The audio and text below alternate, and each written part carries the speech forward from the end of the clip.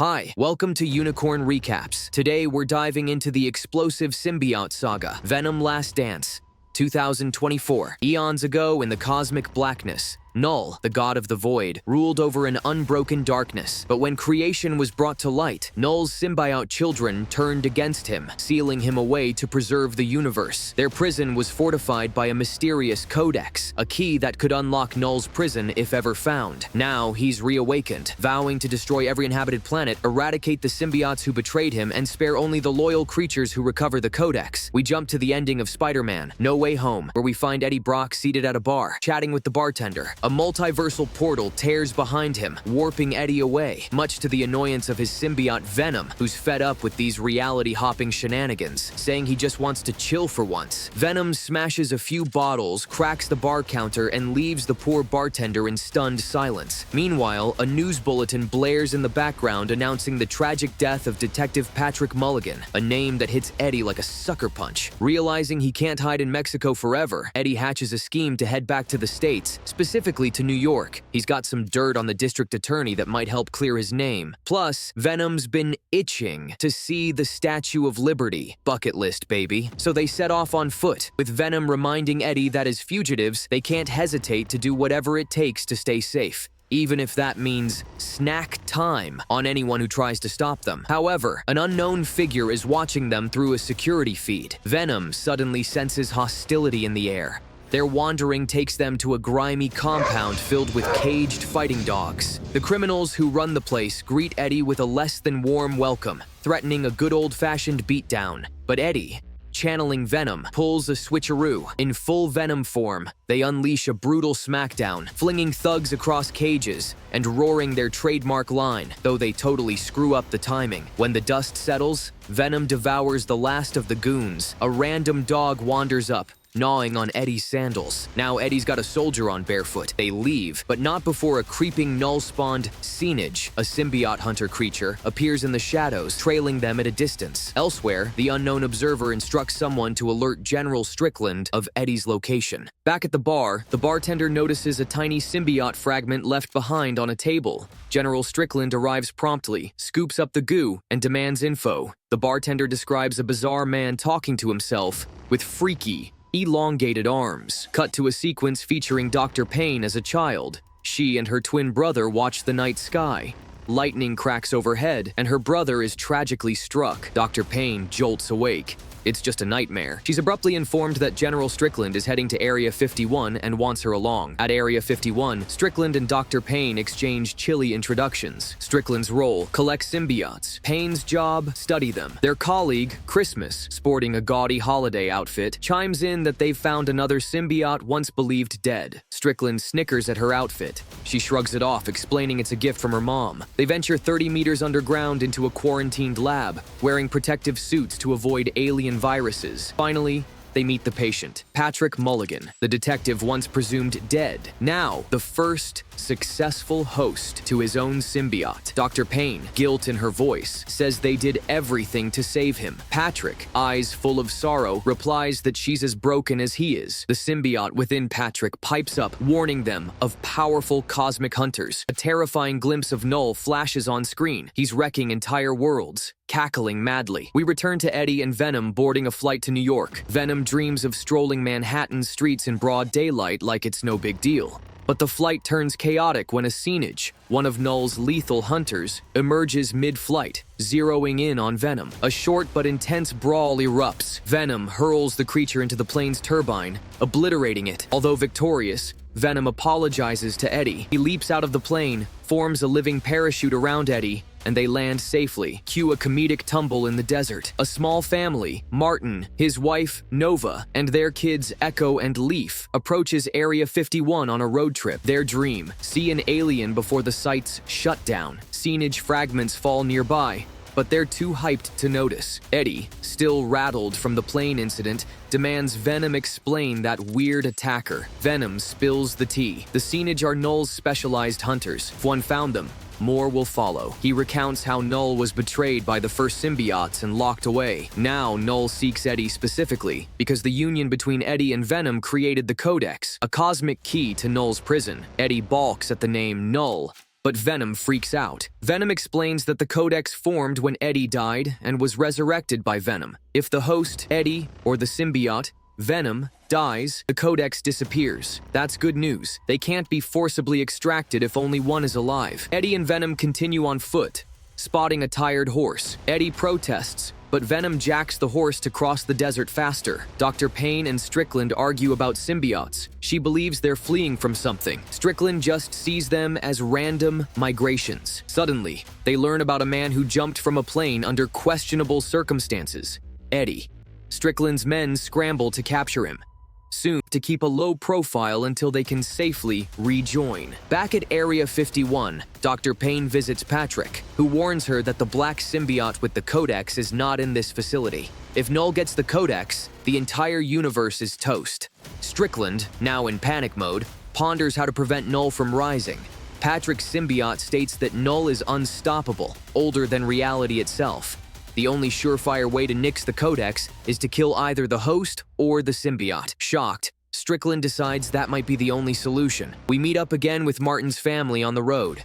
They spot a ragged, barefoot Eddie and offer him a ride, noticing he looks down on his luck. During introductions, Martin cheerfully says they're heading to see a real alien at Area 51. Venom, practically rolling his eyes, tosses away the family's offer of food. In the car, Martin's kids sing along to their dad's guitar. Venom finds the moment heartwarming, urging Eddie to sing along. Eddie's too stressed, but he can't help but smile at their carefree vibe. Later that night, Little Echo gives Eddie a chocolate bar and confesses he's scared of aliens.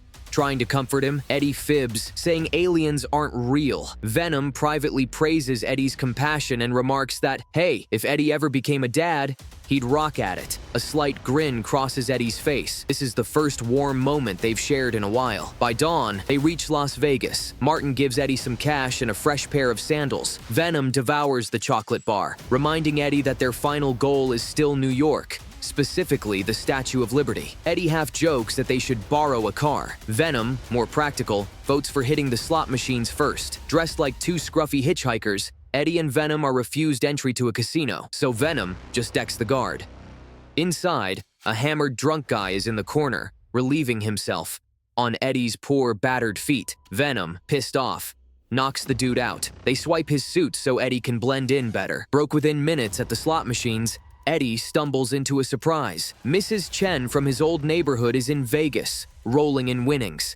She invites Eddie to clean up in her hotel suite and join her for a little after-party. Even though Eddie wants to lay low, Venom takes partial control, dragging him along because, come on, free shower and possible food, score. Refreshed, he's ready to bounce, but Mrs. Chen insists on dancing at the club. Venom's a total hype beast, seizing Eddie's body to groove with Mrs. Chen on the dance floor. Meanwhile, the scenage monster quietly stalks them, but Venom shifts back to Eddie's form just in time to avoid detection. Then, bam! Area 51 agents barge into the club, subduing Eddie. The scenage creeps inside too, set on capturing Venom if it can. While Martin's family sneaks into Area 51 for their big alien sighting, Dr. Payne discovers that captured symbiotes are deteriorating without compatible hosts. She concludes that reuniting them with Venom might halt the decay. In a newly sealed lab, Eddie awakens groggy, and he sees Patrick, alive, but different. Patrick warns Eddie to protect the Codex from dark hands. Meanwhile, Strickland bursts in,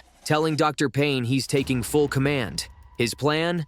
Kill Eddie and destroy the Codex, thus preventing Null's release. Dr. Payne is horrified, refusing Strickland's direct orders. Dr. Payne and her colleague Christmas release Venom from his containment. The unleashed symbiote rebonds with Eddie, but the dreaded scenage pounces, determined to seize Venom. Patrick's symbiote tries to block the scenage but gets absorbed. The scenage is evidently stronger than any single symbiote. Other imprisoned symbiotes in the lab also escape, each bonding with random hosts. They unite in an all-out attempt to slow the scenage down. The lab erupts into chaos. Venom, Eddie, and Dr. Payne scramble for an exit while the newly freed symbiotes valiantly sacrifice themselves. Some blow up sections of the corridor to block the hunter's path, yelling for Venom to go while he can. Martin's family, from a high vantage point, sees the madness unfolding. During the frenetic escape, Dr. Payne snatches a container holding yet another symbiote. The scenage regenerates itself after each strike, literally unstoppable. In a last-ditch effort, Dr. Payne rams it with a truck, yelling for everyone to pile in, but a sonic blast from the scenage stuns the symbiotes. The creature then emits a signal summoning Null. In a swirl of cosmic darkness, a portal opens. Null's monstrous creations start pouring through, searching for Venom and the Codex. Eddie and Venom realize that the entire planet is in jeopardy if Null's army lands. Strickland, too, has an epiphany that the real menace is Null, not the symbiotes. He resolves to help. Venom distracts the hunters. Strickland's choppers blast them from above. The fight is savage. The unstoppable scenage horde gobbles up smaller symbiotes left and right. Strickland sees one of his own soldiers pinned by a hunter and tries to intervene, but he's gravely wounded. To help Strickland, Venom fully materializes, roaring, but the hunter clamps onto Eddie. Right before Eddie is devoured, Martin shows up, firing a pistol, forcing the hunter to release Eddie. Eddie is injured, though not fatally, and Venom half-carries him to a helicopter. They both realize these hunters are unstoppable,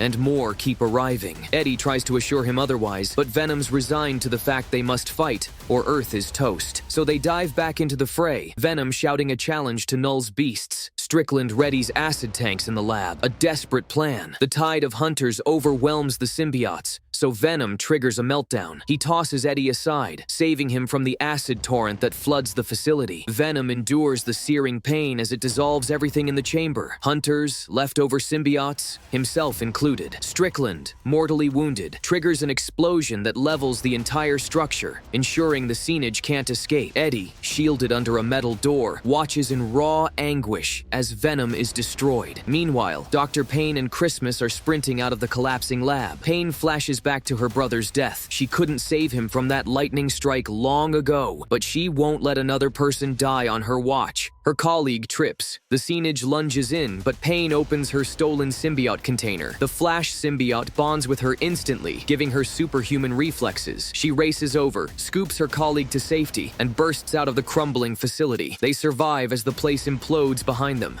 Eddie regains consciousness outside the ruins, delirious. He calls for Venom, but an unnamed general coldly informs him that the symbiote is gone forever. For a moment, Eddie refuses to accept it. The general adds that Eddie's recognized as a hero by the government, but he must keep everything top secret. If he breathes a word about symbiotes, Null, or anything that went down, he'll end up in the darkest cell known to man. With Venom gone, Eddie wanders through New York City in a daze. Overcome by memories, he roams aimlessly, replaying every argument, every joke, every moment of synergy with his alien partner. At last, he arrives at Liberty Island, gazing up at the Statue of Liberty, the iconic site Venom never got to visit in person. His eyes brim with tears. And that's a wrap on Venom Last Dance, 2024. We watch Eddie close out his story by honoring Venom's memory at the Statue of Liberty. Yet, the danger of Null still looms beyond the stars. Oh, and if you stuck around through the credits, you'd catch a glimpse of Null,